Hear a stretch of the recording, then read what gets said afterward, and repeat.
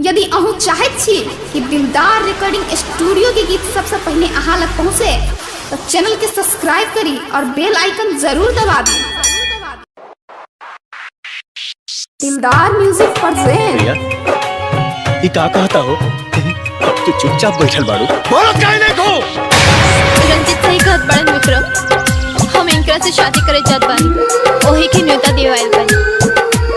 काल हमनी के मंगनी हो। अरे वाह, अरे जब प्यार ये का साथे करे के रहे तब प्यार के नाटक हमरा साथे काहे कइले?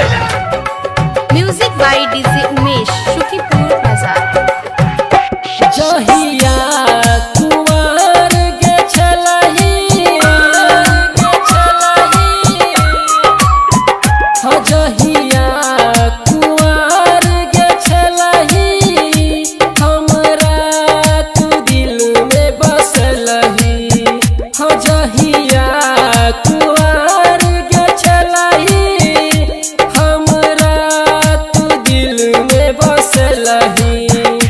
अब कौन दोसरा संगे तू गेलही गे जान, अब कौन दोसरा संगे तू गेलही गे जान,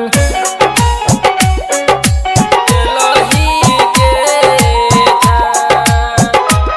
दिलदार म्यूजिक प्रेजेंट। अब कौन दोसरा संगे music by DJ Umesh, Shukipur बाजार। दोसरा के हाथ पकड़ का,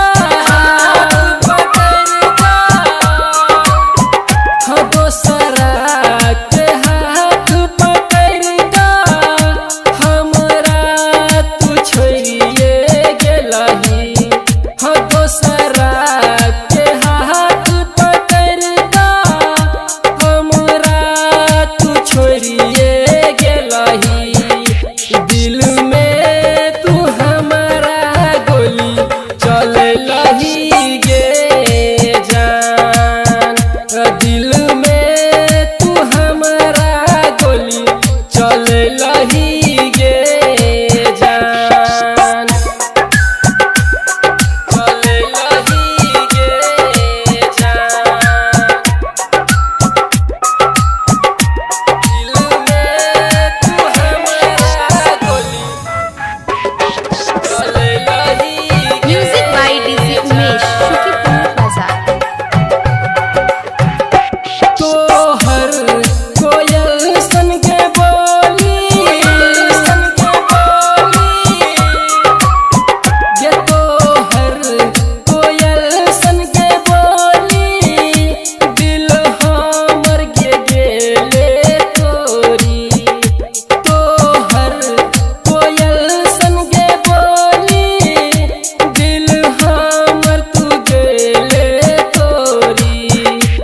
अब कौन दोसरा संगे तू गेलही गे जान, हाँ अब कौन दोसरा संगे तू गेलही गे जान, गेलही गे जान। अब कौन दोसरा संगे music by DJ Umesh, Shukipur बाजार। बेवफा गे नाम तू हंसलही,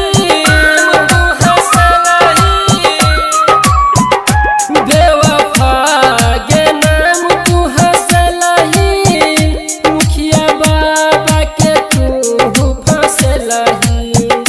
बेवफा गे नाम तू हंसलही, मोहन के जाल में फंसलही। फिर संजीव के कोना तू भूललही गे जान, फिर संजीव के कोना तू भूललही गे जान। दिलदार रिकॉर्डिंग स्टूडियो जनकपुर 16। संपर्क नंबर 98 178 34 5 83।